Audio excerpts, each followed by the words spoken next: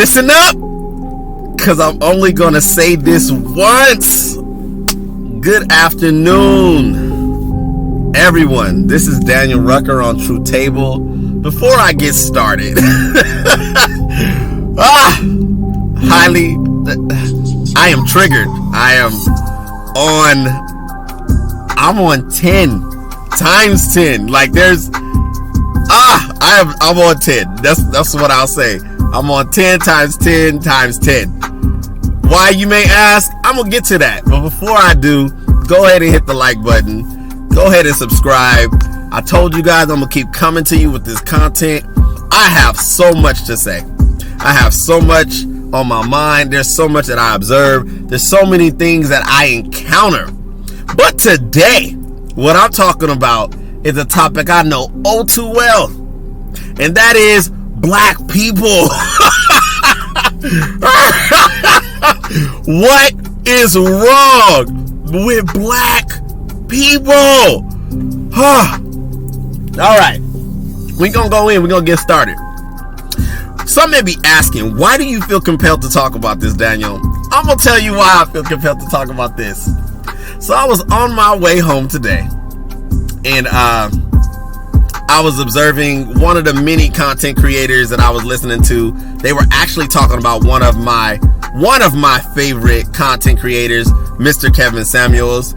Shout out, sir. Keep doing the good work.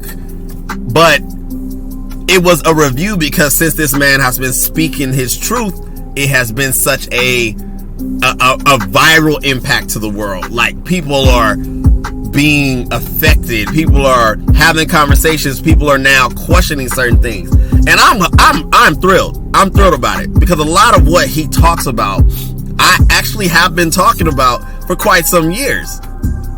You know, it's relevant. It is things that I see, things that I've experienced. But anyway, you know, enough about that.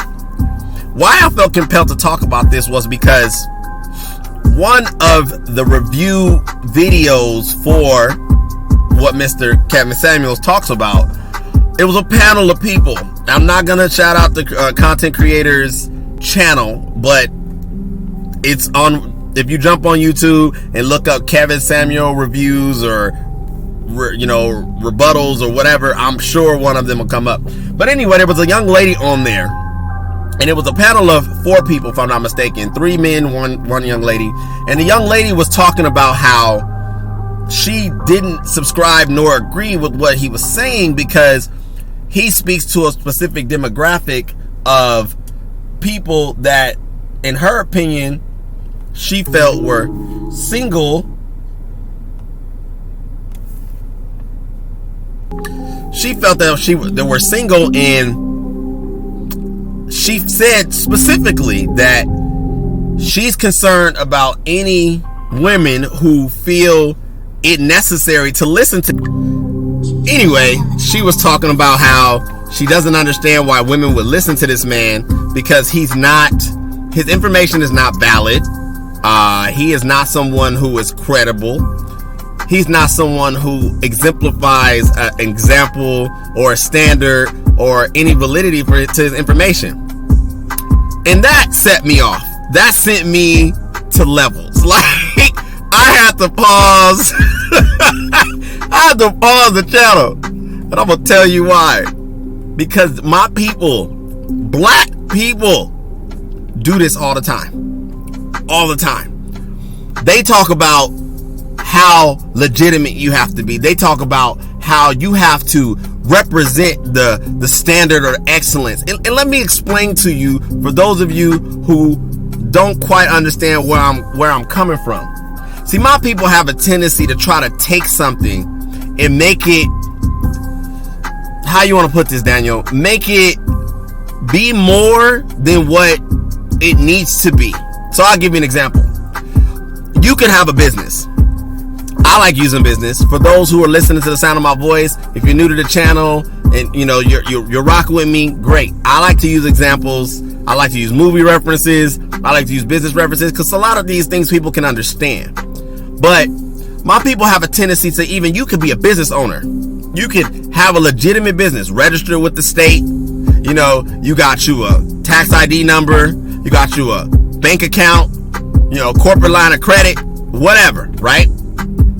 Oh, where's your website? Where's your business cards? How many employees do you have? Are you regional? Are you national? Like, it's almost never enough. Now, this particular young lady's rebuttal to what Kevin was saying had nothing to do with business, but it had more to do with the relational component, because a lot of the content that he talks about, Mr. Samuels, is in reference to my community and how to bring each other together. Black men, black women, black men, and stop this discourse. But one of the common threads on why there is such discourse, one of the common reasons on why there is so much, malicious, combative, counterproductive components to the community is because the toxicity of the mind.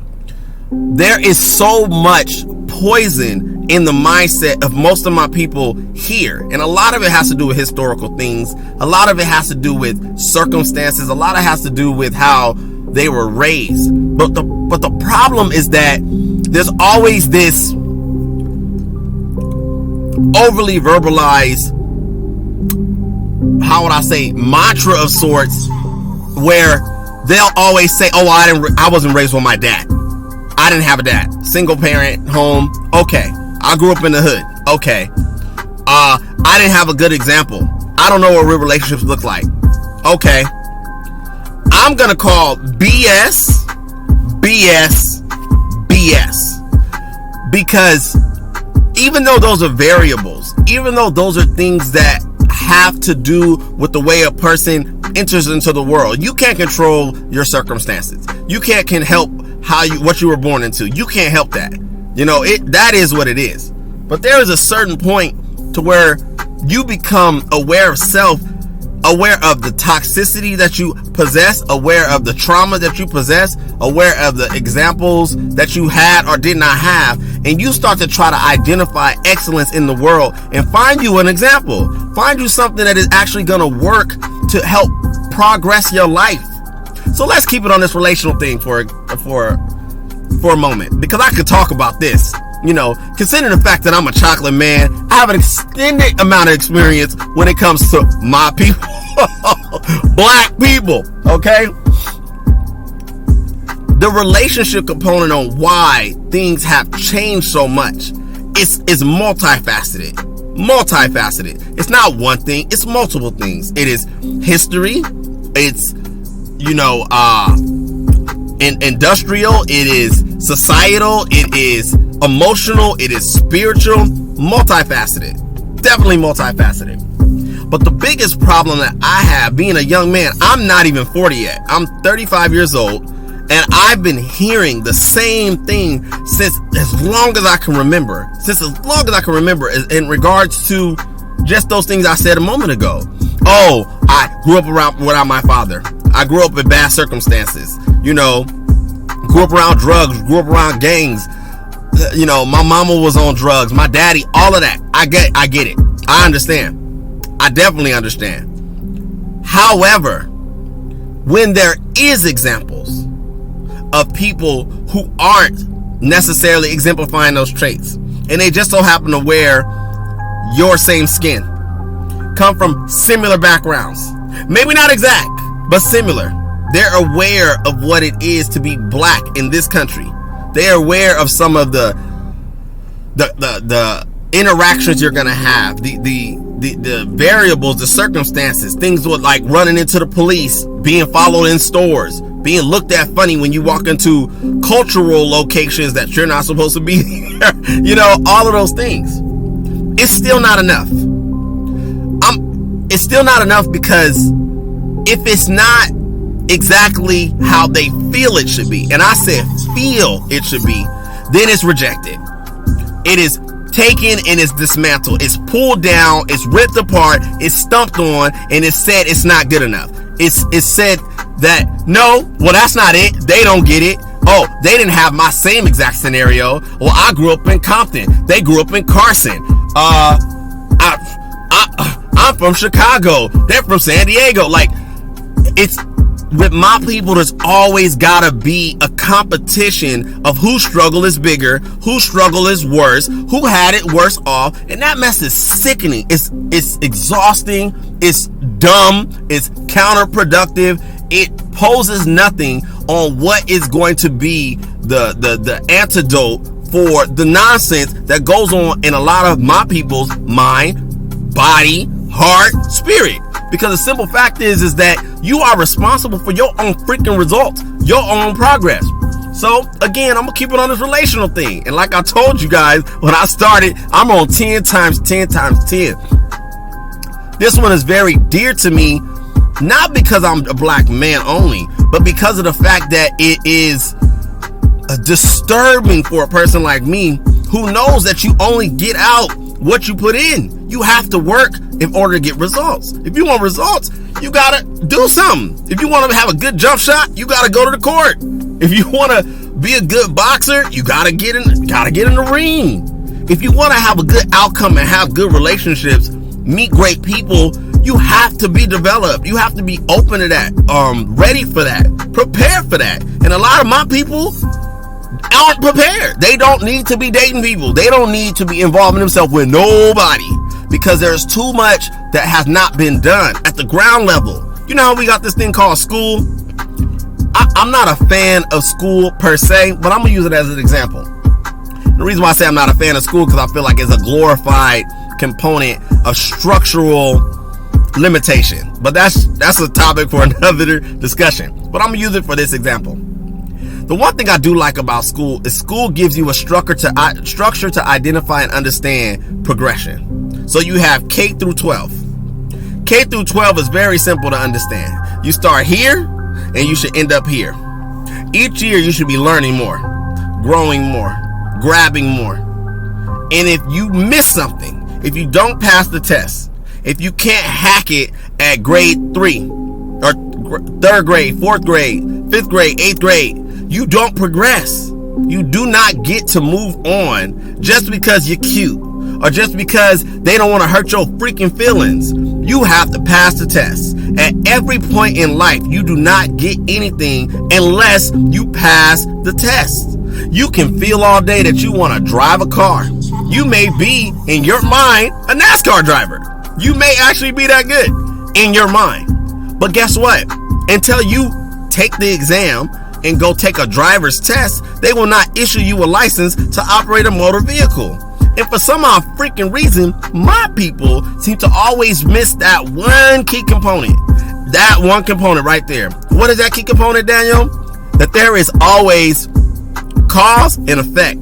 There is always an action and a reaction. There's always something that has to be done in order to be able to pull from something. You can't go into the bank, ask for $1 million that you have not deposited into the bank account. It's like common dang sense. But some odd reason my people don't get it. So again, I know I'm getting passionate, and I am passionate about this, like I stated, because I get sick of seeing this constant over and over and over regurgitated nonsense that's going on with my community specifically, that they don't get it. Wake the heck up. Wake up. Like, oh. So relationships. Ladies, if you want a man, not just a certain level of a man period, it may require you, no, scratch that. It will require you to do something. It will require you to be beautiful, in shape, appealing. I'll say tolerable, but that's not the word I'm looking for. Compliant, pleasant. Those are just a few of the things. Because the simple fact is, like I said in the video before, several videos. One, my videos, Marriage is a Business. And also I spoke on the fact that when men are looking to find a woman, it's like looking for an employee. Like you're a candidate. I'm the employer, you're the employee. Sweetie, there are certain qualifications I'm looking for, men are looking for when they are pursuing or potentially pursuing you. Your feelings in the equation are not the key component on what he chooses. Your feelings don't matter. His perception and his standard is what matters. But my community, which is one of the only community that suffers when it comes to relationships, like black people, black women particularly, have the hardest time getting in relationships. Not dating, not getting bent over, smashing, throwing around a box. Nah, we're actually pretty good at that. Actually too good at that. That needs to slow down. But that's another video for another time. But relationships, the real stuff, the core, the marriage, the long-term relationships, whatever level of substance you want to represent as far as the standard of quality, that my people suck at. There is so many single parent homes, so many broken relationships, so many people who are uncoupled, unconnected, disconnected is a better word. And it simply goes back to the same type of rhetoric, the same type of conditioning. There's something with the mindset in my community that they are missing it. Hyper emotional people. Hyper. So what I wanted to do today is I want to come on here and try to share a little bit of my perspective and why I'm annoyed about this, because it didn't make sense for me to be listening to this woman who had to be probably in her 30s. So I know she got some sense, hopefully, to be able to say something as asinine as, oh, I don't subscribe to what he says, and any woman that listens to him has to be tripping. Why? Because he's bringing a perspective that is coming with actual truth. The chick said truth is subjective. Like, that made me fall out. Truth is subjective? Truth. Wow. And that there lies the problem. There is not enough people holding my people accountable. There's not enough people in my community that have some consciousness, that have some clarity, holding them accountable. And then the ones that are, we get backlash from the community because we're not agreeing with the nonsense, the low level of thinking, the lack of excellence, the fact that we're saying hold a standard, raise your standard, step your game up, stop being counterproductive, stop being low-level thinkers, stop settling for the bottom of the barrel, stop glorifying the struggle. That crap is done over, it's been repeated, it's been regurgitated, it's been recycled. Can we do something different, please? So I actually spoke to my mother about this, so I do have her permission, because some of my people need examples. So my mother and my father have been married for 37 years. If I'm not mistaken, 37 years. 37 years. The better half of 35 years. Almost 40. Successfully, happily married. And why am I using that as an example? I'm using that as an example to try to debunk what the young lady was saying about how she couldn't subscribe to what Kevin was saying because he is not somebody who has an active, successful relationship to exemplify or use as an example. Now, because my mother and my father are personal to me, that is something that's active and happening, I can use them as an example because I see the relationship they have. And I know that their social circle and how it moves. And what I find interesting is that they actually have a marriage ministry. They counsel married couples or couples looking to be married all the time. And what the common thread is that you would think, specifically from my community, when you see a man, a woman, black, together, happy, functioning, raised 3 children, neither one of us got, criminal records, none of us been strung out, no bad stuff. Fairly blessed, like I said before in this broadcast. We're blessed. You would think that people would be asking him, how'd you do it? What's the key to success when it comes to a lasting, loving relationship? Specifically from our community. No. Quite the contrary. Actually, most of my people in my community are despised by it, turned off by it. Why you think that is? I have a theory. What I think it is see, when the very few that do actually inquire, talk to my father, talk to my mother, talk to them about how they were able to create the success that they have, standing success, active success, like current day together, right now, happy, whole, healthy, prosperous, all those things. How did they do it? And what my mother specifically tells me a lot is, once she starts telling them that it requires faith, humility, submission, they check out. And that's just 3. She don't even go down the list yet. Like, she don't even get to the meat of it. Because I believe it is that she is telling them that, sweetie, what you want requires work. What you want requires you to get your head out your ass and stop looking at the skies and the rainbows and the movies and the books and all the BS that you think it is. It's work. People always talk about relationships being work, marriage being work. It's work. It is work. But the truth is that it's an ongoing work. See, it's not a one type of thing. And I think sometimes they did our people such a disservice because the commercialization of life, the marketing of things got my people so twisted. You think that you could be overweight, have a whole bunch of children, be promiscuous, have a potty mouth, have tattoos up and down your body, wear all different types of colors of the rainbow in your hair, have piercings in places that they just don't belong, have a representation of nothing of excellence as a black woman. And then when you put yourself up against all the other women in the world on the spectrum of women, when we talk about your Asians and your Latinos or Latin people and your Caucasians and all of those other women, what is the difference? And one of the differences that I see is that my people seem to have this out-of-box type of mindset. Now, there's nothing wrong with thinking outside the box, but let's for the purpose of this broadcast, I would be remiss if I didn't say that there are some practical things that you just have to do.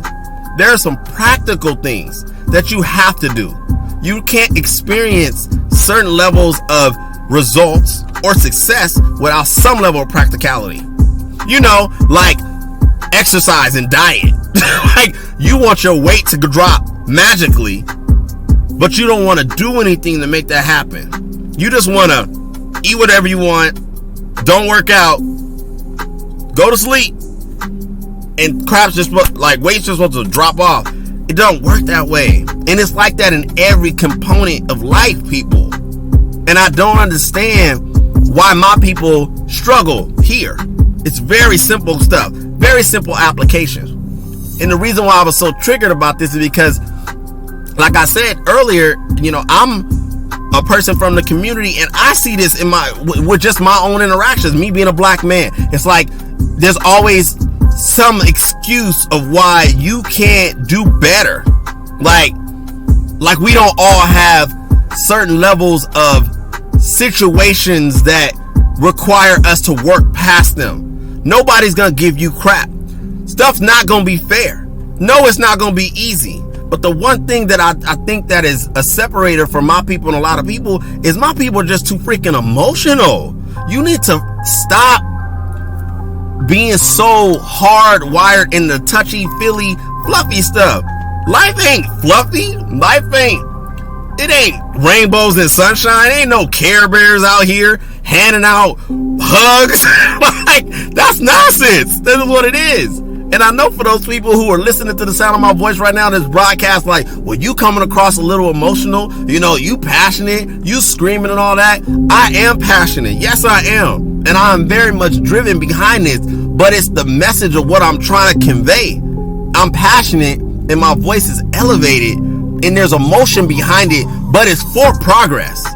Because I don't mind showcasing some emotion and some vulnerability, but I'm all about the progress. I'm all about it being bigger and better, because I, being in the same community, am experiencing things. I've said it before in one of my broadcasts. I wake up every day happy. I'm blessed, very much so. And that should be something that everyone wants, especially my community. But it's not going to happen if they keep on making all these excuses and trying to put it in a pretty bow. You know, I was on the phone with my mother and I was telling her, I said, you know, it's so sad that people get so caught up on how it feels, how it sounds, and then how it makes them feel. And I kept it a buck. I said, shit wrapped in a bow is still shit. Period. Like, just because it's in a pretty package, don't make it not shit. Why do people want it to be nice? Or, oh, it needs, no, F that. Stop standing against progress. Black people, get it together. Stop making excuses. Stop moving the standard. Stop making it seem like someone has to have certain certifications or certain levels of things for you to say, oh, I'm going to open up to this person. I'm going to listen to this young man. I'm going to consider the information that's coming through this channel or through this broadcast. Why not take the information? Remove the person, remove the feelings. Information. Because information is unbiased. Information is nor black nor white nor feeling based necessarily. It is just that, based to inform. It's information. You to do with what, take from it, and what's going to produce results, positive results at that. And I feel, yes, I said feel, I feel that there may just be some sense of growth from that. You know, I consider myself to be a fairly wise young person, someone who is well read, and I do my best to constantly educate myself. But I have had unique experiences, and I'm gonna say this and I'm gonna let you guys go, because I got so much to say on this topic, but I'm gonna let you guys go. I appreciate the patience. But one thing I put into practice a long time ago is that if I hear something that sounds like it makes sense, that sounds like it may just be truth, you know, prophecy, I'm gonna go take what was said, research it, and validate for myself. That's what I'm gonna do. I had a unique experience where I worked in a psychiatric hospital as a mental health worker years ago. And I heard this guy who was in a mental hospital, mind you, of all places, say, you know what, Daniel? Life is simple. Then I said, is it? He said, yes. He said, life is a simulation. It is a play. There's characters, there's directors, and you have to figure out which one you are. Are you going to be a part of the show? Or are you going to create the show? This came from a mental patient, someone who was diagnosed with, I believe, schizophrenia or whatever it may have been. Now, I could have been one of the many people like, I ain't listening to this man, he crazy. Like, why would I listen to him? Like, look where he's at. But he had a point. And regardless of his state, regardless of where he was at the moment, regardless of the fact that he was in a position that he needed help, what came out of his mouth was profound. And I took that and it resonated, and there's some truth to it. Life is a simulation. It's a play. You either going to be directing it or you're going to be a part of the show. That's all I got for you guys today on Truth Table. Go ahead and hit the like button. Please subscribe and share the content. I appreciate you so much. Until next time, this is Daniel Rucker checking out. Have a good one.